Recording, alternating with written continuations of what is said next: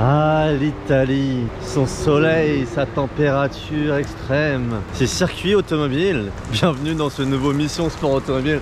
Les gars, il y a littéralement le ciel qui est en train de nous tomber sous la tête. Il y a une rigole d'eau là qui vient de tomber. Donc nouvel épisode de Mission Sport Automobile. Ce week-end, manche finale de l'Alpine Cup. J'avais participé à la manche de Barcelone. Me voilà pour la finale de l'Alpine Cup à Monza, vous l'avez compris. Conditions qui vont être compliquées tout ce week-end. Je fais la petite introduction rapidement, mais je vais pas rester beaucoup sous la pluie. On va se retrouver très vite demain pour la première séance d'essai libre qui aura lieu à 9 h. Au programme, 2 courses dans le week-end. Vous commencez à connaître, vous avez suivi la première vidéo à Barcelone. À Barcelone, c'était pas trop mal passé, ça aurait pu être mieux. On va essayer de faire mieux. Si tu sais pas où t'es atterri, moi je m'appelle Romain Montiel, je suis pilote. Sur ma chaîne, je t'embarque avec moi dans les coulisses du sport automobile. Abonne-toi si c'est pas encore fait. Et comme d'habitude, je te fais vivre tout le week-end de l'intérieur. Je te montre les coulisses du sport auto. Et demain, je te présenterai ma voiture qui a évolué par rapport à Barcelone, puisque c'est pas la même voiture. Mais là, j'ai pas la foi vraiment de faire tout ça sous la pluie. Les gars, 2 infos avant de débuter la vidéo. Je m'étais posé la question de faire une seule longue vidéo, mais finalement j'ai pris le parti de diviser la vidéo en 2 parties, tellement il s'est passé de choses sur ce week-end. Normalement les essais libres, je raccourcis un petit peu pour vraiment nous concentrer sur les qualifs et les courses. Là il s'est passé vraiment beaucoup de choses avec des conditions que vous allez voir qui ont énormément changé.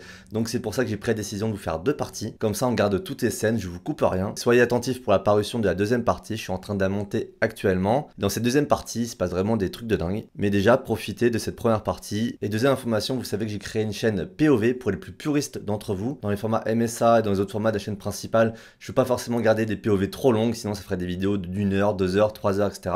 Donc c'est pour ça que j'ai créé une chaîne POV spécialement conçue pour les plus puristes. Des POV brut, sans montage. Vous êtes avec moi à travers mes yeux, que ce soit en course comme ici ou au volant de supercar et d'hypercar. On est quasiment 10 000 abonnés, donc allez vous abonner, vous n'allez pas regretter. Bon visionnage à tous et on se retrouve à Monza sous le début. Nouvelle journée, on est vendredi, jour d'essai libre. Les moteurs boîtes sont en chauffe. La voiture c'est celle-là, je vais la présenter un petit peu plus tard. On se retrouve directement au volant pour la découverte de Monza sous la pluie en Alpine Cup.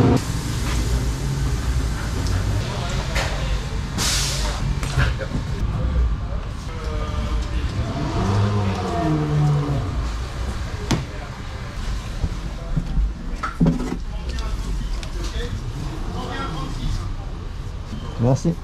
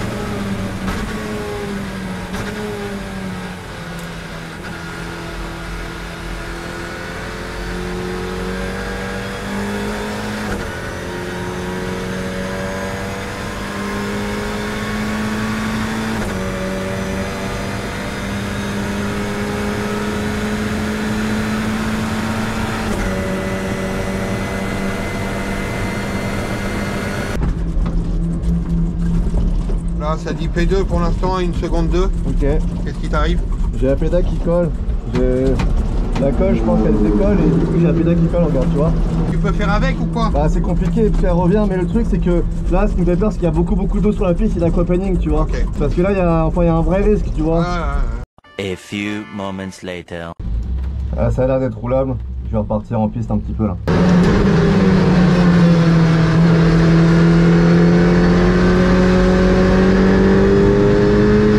Il est un peu moins d'eau à la fin là, ça revient dans les chronos corrects à la fin. Ouais. Oh les gars. Oh c'était chaud en piste, putain. Alors au début de la séance ça allait bien. D'ailleurs on termine P3 de la séance, on était longtemps P2. Et donc ce qui est vraiment pas mal pour le coup, pour une deuxième fois en Alpine Cup. Donc ça met dans le bon rythme pour la suite du week-end. Mais par contre en termes de conditions de piste c'était vraiment chaud. Au début ça allait, il n'y avait pas trop d'eau stagnante. Mais à un moment donné, en fait on est parti, j'ai fait mon chrono de suite où ça allait bien, il n'y avait pas trop d'eau. Donc c'était roulable. Après il y a eu le drapeau rouge qui avait une voiture arrêtée sur la piste. Et on a attendu pas mal de temps avant de relancer. Quand on a relancé là il y avait beaucoup trop d'eau sur la piste. Donc la voiture vraiment elle flottait. Elle flottait dans la ligne droite, la voiture elle faisait ça. Elle faisait comme ça, sur les freins, quand tu prenais les freins, la voiture est partie en luge. Donc je me suis dit non, c'est trop risqué de rouler comme ça, il n'y a pas grand chose à gagner. On risque juste de péter la caisse sur les essais libres. Donc c'est toute la partie milieu de séance où j'ai juste pas roulé. Et j'ai attendu que ça améliore à la fin, quand je voyais les chronos des autres où ça a réamélioré, pour repartir en piste. Et à la fin bah, je repars en piste, je refais quasiment le même chrono. Devant ça améliore un petit peu. Donc non, c'est bien, mais par contre c'était vraiment chaud. Ah oui, je vous ai pas dit, mais il m'est arrivé aussi un truc étrange. Parfois que ça m'arrive. C'est le grip, je sais pas si vous allez le voir. Voilà, la pédale d'axel, normalement, tu vois, il y a un grip comme sur la pédale de frein. Et le grip de la pédale d'axel, il partait et avec l'humidité, ça collait sur ma chaussure.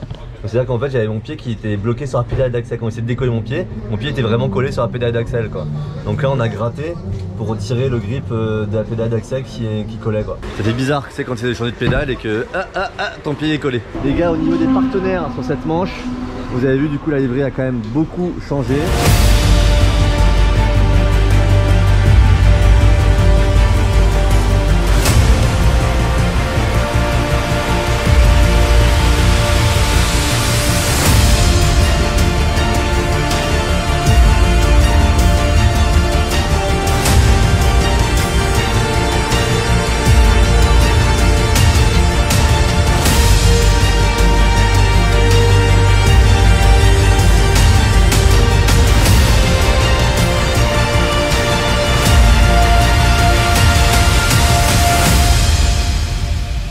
Ce n'est plus la même voiture. Il faut savoir que la voiture que j'ai utilisée à Barcelone a été accidentée. Je devais en utiliser une autre qui a été accidentée. C'est très rigolo parce que Louis, le team manager, m'envoie la déco avec les partenaires en me disant est-ce que ça te va, on va te mettre sur cette voiture là, est-ce que ça te va comme livré, je valide.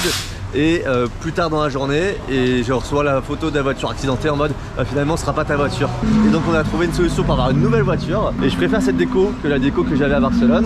Donc au niveau des partenaires, donc Tech Pro barrière, Timekeeping horlogerie, les couleurs du bâtiment sont toujours là comme à Barcelone. On a également Galerie Automobile qui fait son apparition, le tripot régnier qui est toujours là, monte dans ma voiture pleine d'amour, ça bouge pas. Vous avez vu la petite terme carbone ici. L'association du Sport et Plus que je représente toujours, et Salil Arias qui avait fait l'intégration de la livrée de la précédente voiture dans Assetto Corsa. Competition, normal, Competition je crois on avait fait. Le Move Bright en bandeau de pare-brise, enfin au-dessus du pare-brise. Et numéro 10, on a pu le conserver. Donc un grand merci à tous les partenaires qui me suivent sur cette manche. C'est parti pour la session d'essai numéro 2. Normalement ça devrait être plus sec. Et il s'est mis à arrêter de pleuvoir. Et il y a les GT3 qui ont roulé. Il y a les Clio Cup. On va voir comment c'est sur la piste. Normalement on devrait y avoir beaucoup moins d'eau quand même.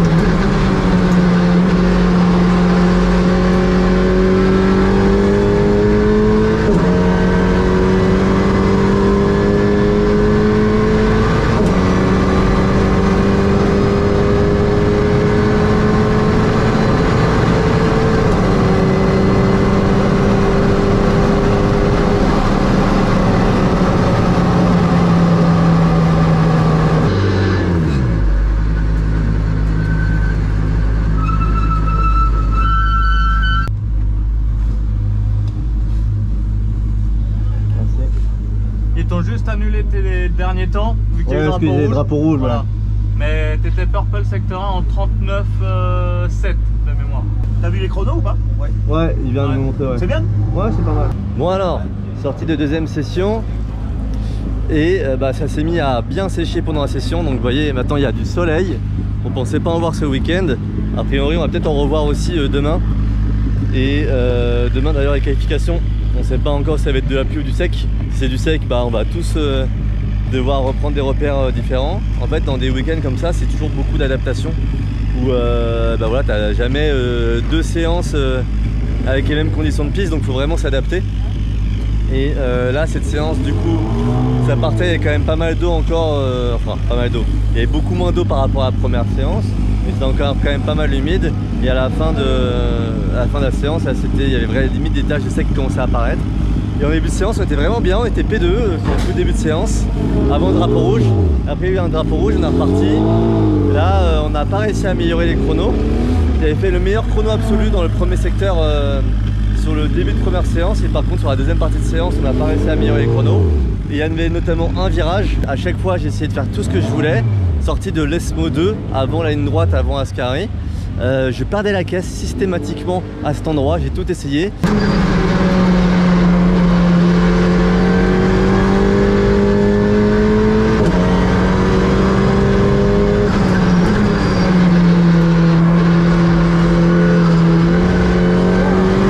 Et à un moment donné, je suis même carrément sorti sur le vibreur extérieur. Là, je me suis mis une glisse des enfers, et là tu perds vraiment tout le grip directement. Pourquoi en passant sur le vibreur sous la pluie tu perds du grip?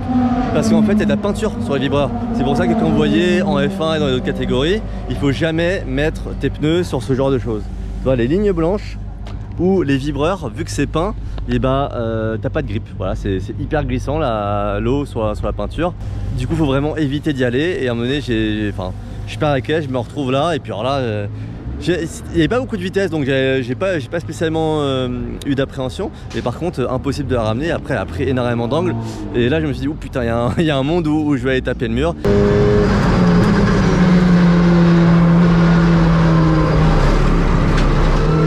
Finalement, ça n'a pas été le cas, mais il nous manque un petit peu de perfo là sur la deuxième séance d'essai. Donc on termine P7 avec un idéal qui nous met P4.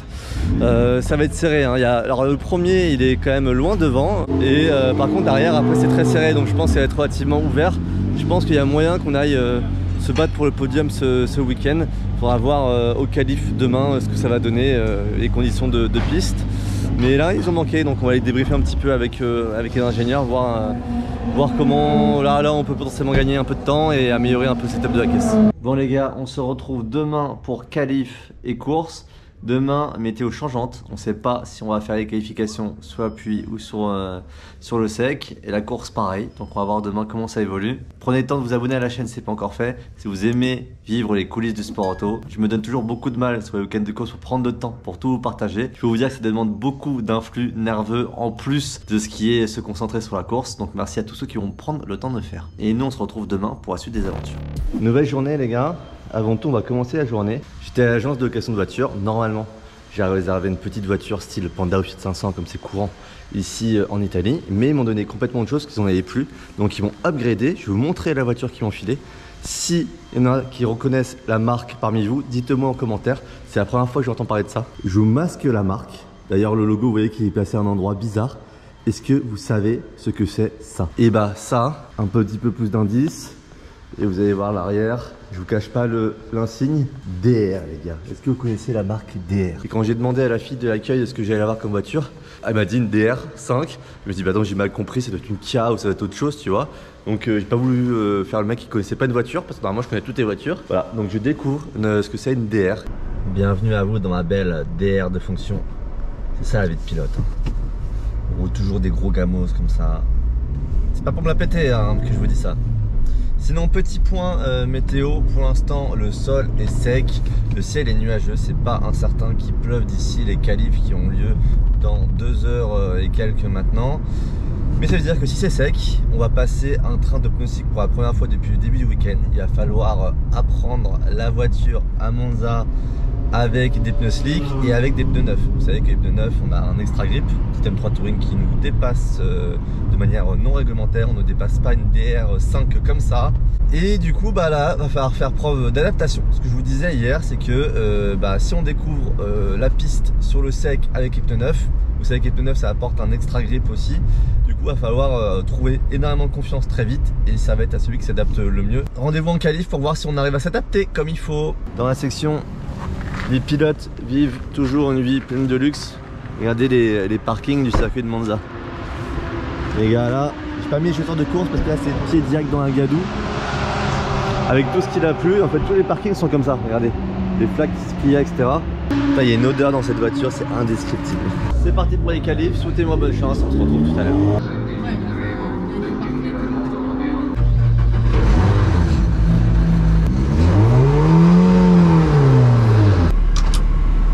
Les gars, il se met un peu le voir, les bouches qui tournent, on est en spécifique. Avec la paraffine dessus, la paraffine ne pas sortir. Et en même temps arriver à faire un chrono rapidement pour si jamais ça évolue, il se met un peu le vent davantage. Hop.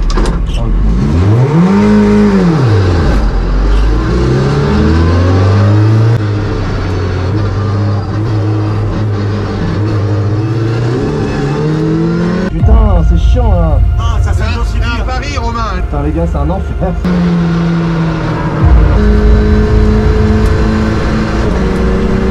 J'avais beau de réagir à chaud, hein. Ah, putain là, je peux dire que j'ai les boules graves. Ça me fait chier.